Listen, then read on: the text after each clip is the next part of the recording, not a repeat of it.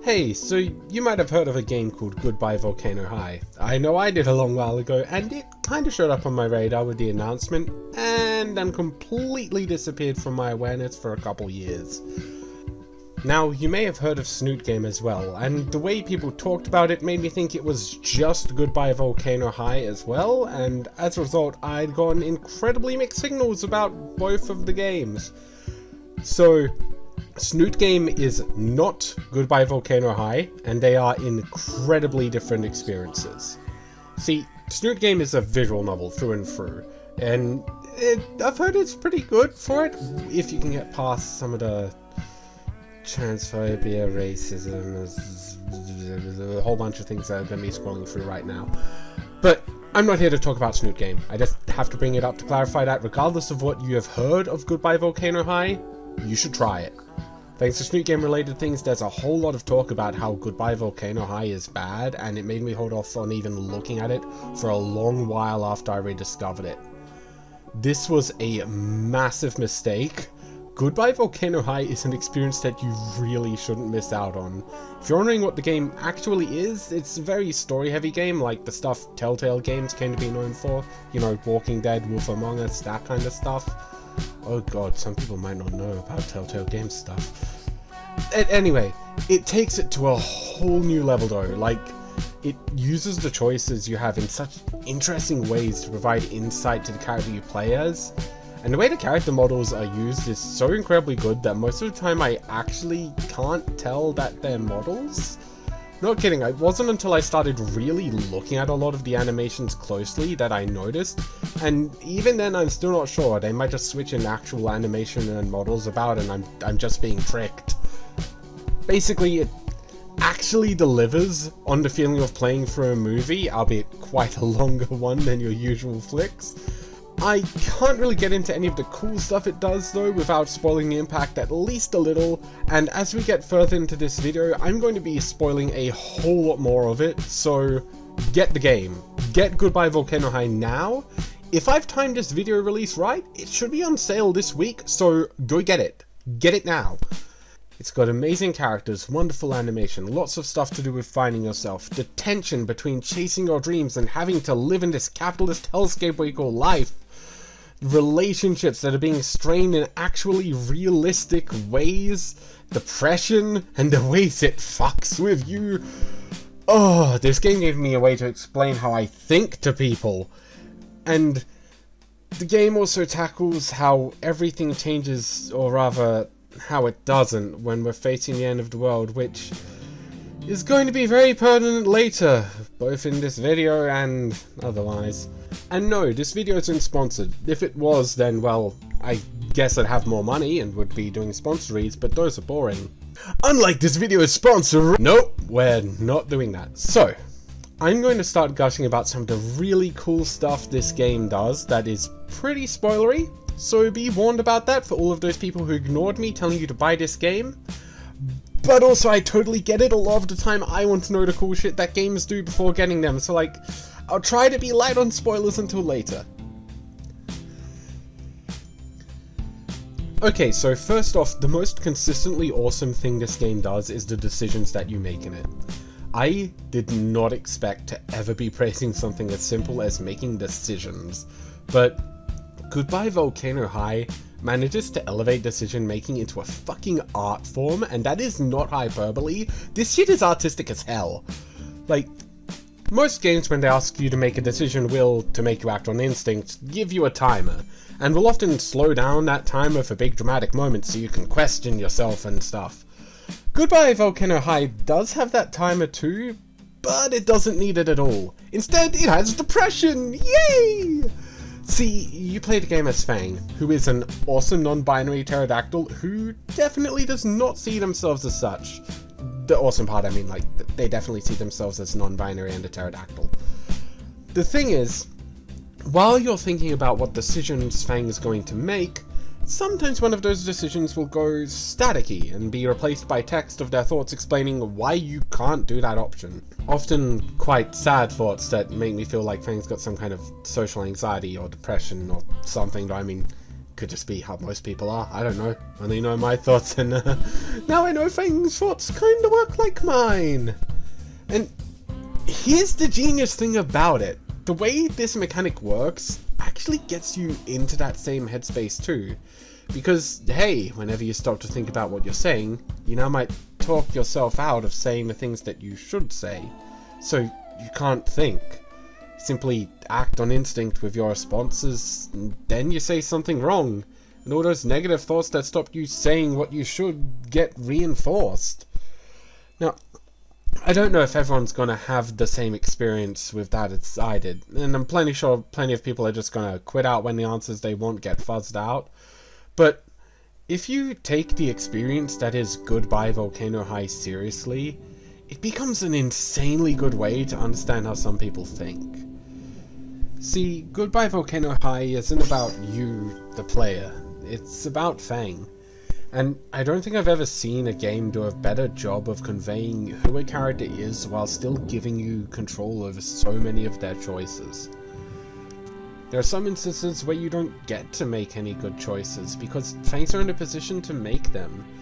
The game will often also have resistant choices, which will require you to select it multiple times to actually go through with them, as a way of showing just how hard it is for them to make them. And often you think twice about one of those choices and it will instantly get fuzzed out because they just nopes out of being able to work up the courage for it. Alright, and before I stop gushing about how cool they made the actual decision making of the game, a lot of the time decisions that they show will have these little borders or such around them with wavy effects or other stuff to show the kind of mental state Fang's in with their thoughts. And it's also really used to cut deep into your emotions at points. Further into the game, there's a part of it where you plan out how you're going to say something in your head, and then it all falls apart the moment you get to talking. And it hurts because you know it would make things better.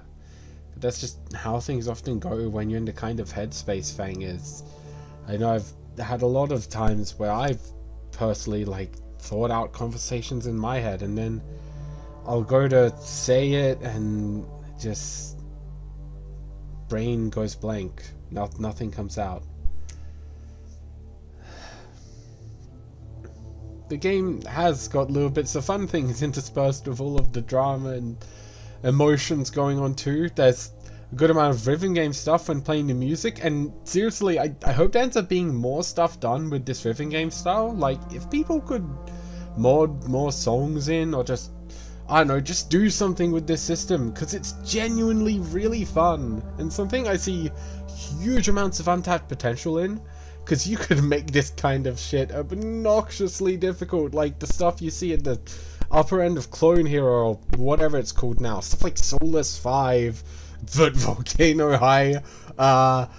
That seems like a nightmare, and I want it. I want it. Give me it, please.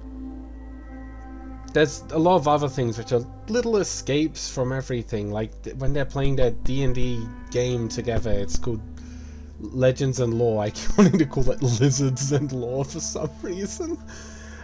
There's other stuff like how one of your friends that does tarot card readings will offer them to you every now and then. You work on your band logo and your poster. There's a lot of little small things that aren't related to the story because the game's really just about living life. Sure, there's lots of emotional stuff that happens in our lives, but there are breaks from it. Moments to just vibe, relax, enjoy living. And in a lot of ways, Goodbye Volcano High is just about enjoying the journey for our lives. Something which I feel the people complaining about there being only one ending are missing pretty hard. Speaking of things ending though, it's about time we go into the actual proper spoilers. You have been warned. Buy game now. Though this game is very much about the importance of your friends, it's also about trying to find what to do in life and how often the things you want to do won't intersect with what your friends want. How that can potentially make friendships end. The game's story is really about Fang coming to terms with how their band, in particular Trish, wants to do things other than the band. Fang loves music, it's what their life's about, and they want to share that with their friends by playing in the band together. But it means that Trish wanting a break from the band ends up breaking her heart. Fang doesn't have a whole lot of self-confidence. The only reason they're able to bring themselves to perform the solo act that they do in the game is because they have their friends with them. The thought of being alone on stage is not a good feeling for them. They get angry at Trish, say some pretty hurtful things, feeling like this isn't just her leaving the band, but not wanting to be a friend anymore. And Trish getting angry right back at them because, yeah, that tends to happen when emotions run high. Trish just lashes out, saying they don't want to do what Fang wants to do, and they're tired of it. And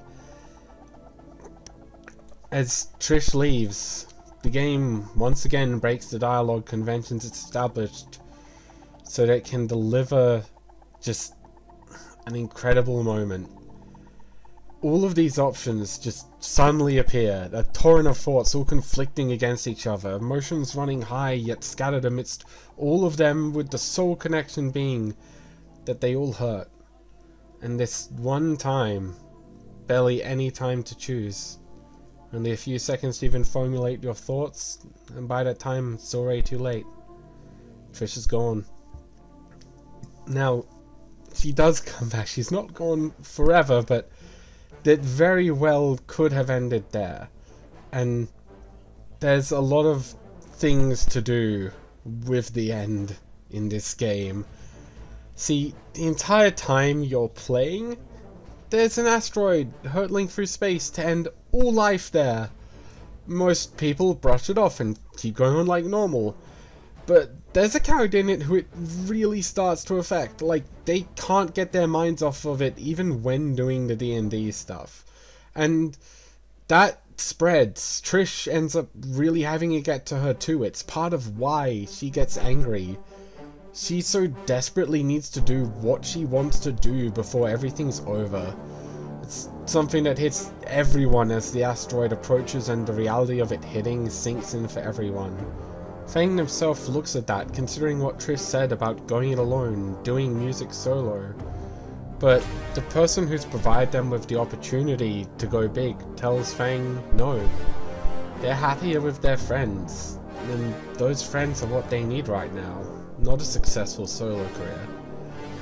Unfortunately, with the end getting nearer, things keep going wrong. The stress of losing their futures hits hard for everyone, making them all take it out on each other. But after everything, you talk with them and they all repair things together. Friendships aren't easy things all the time. Sometimes stuff goes wrong, but when you've got really good friends, like true, proper friends, they'll stick with you, it can always be mended. I see a lot of the current state of things in Goodbye Volcano High. We might not have an asteroid coming to destroy us all, but we've got disasters that are destroying lives.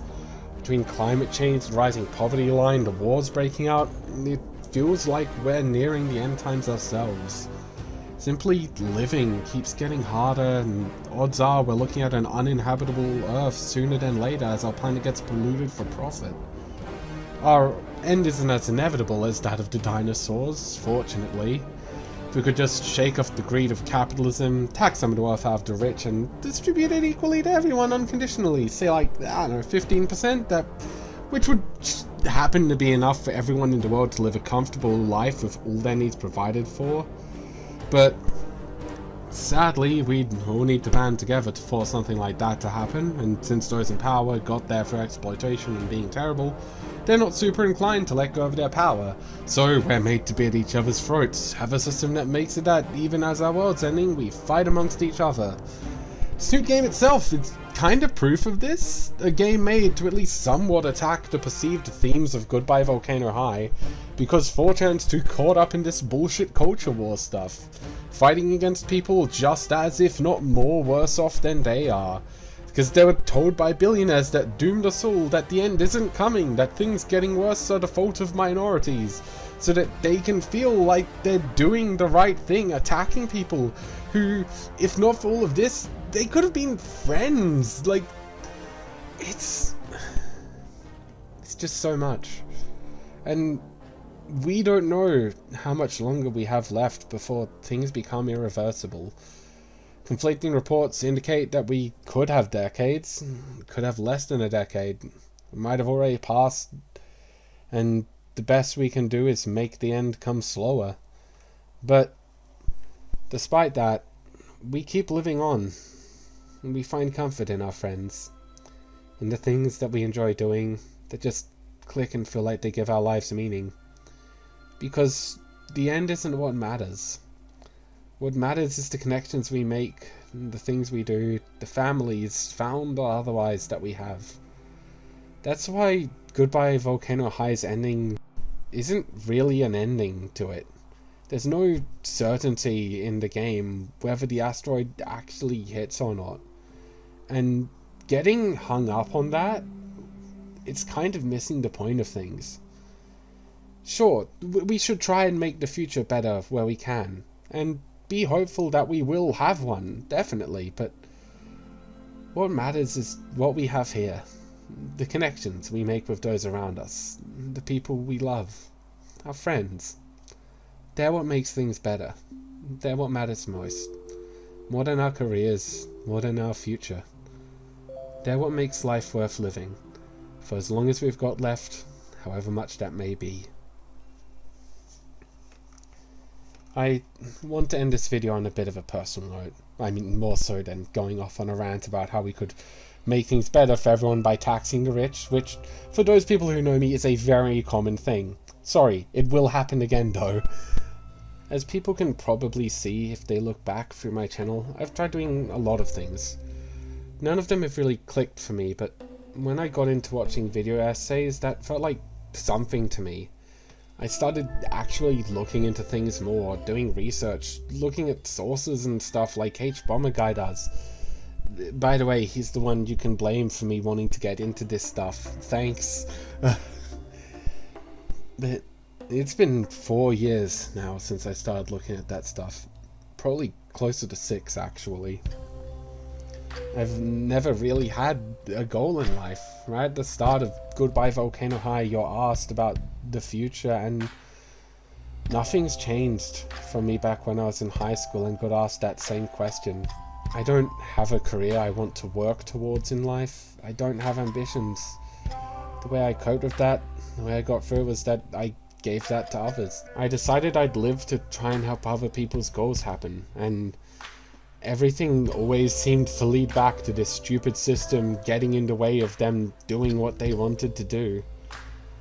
Every job I've had, I've hated doing after 6 months or less with it, and in those moments I've always found myself thinking of, wishing that I was good enough to make some kind of a living off making videos or music or writing or just anything where I could embrace my creativity somewhat. Always remembering the ways in which I wasn't good enough when I started on them. And I realized recently that something has changed since I was in high school. I've gotten more friends who support me, who've helped me through my life and kept me anchored here. In a good way, I mean. Things are going to keep going until they're not. I don't want things to end. I want the world to change so that we can keep going for as long as possible.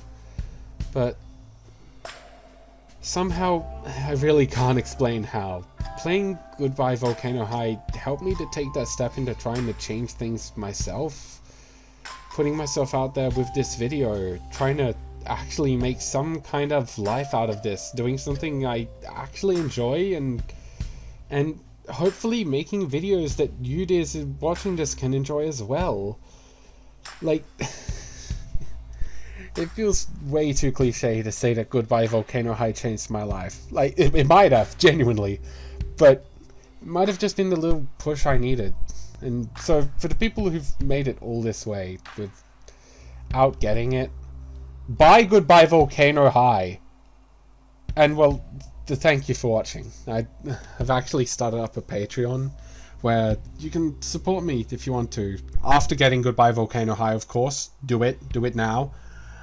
I haven't really got any benefits to my Patreon thought out yet, but, like, I guess you can help with deciding what the next video should be, and I'll probably have a Discord server set up so we can chat and figure out actual benefits that might, you know, help out the people who are so kind to support me.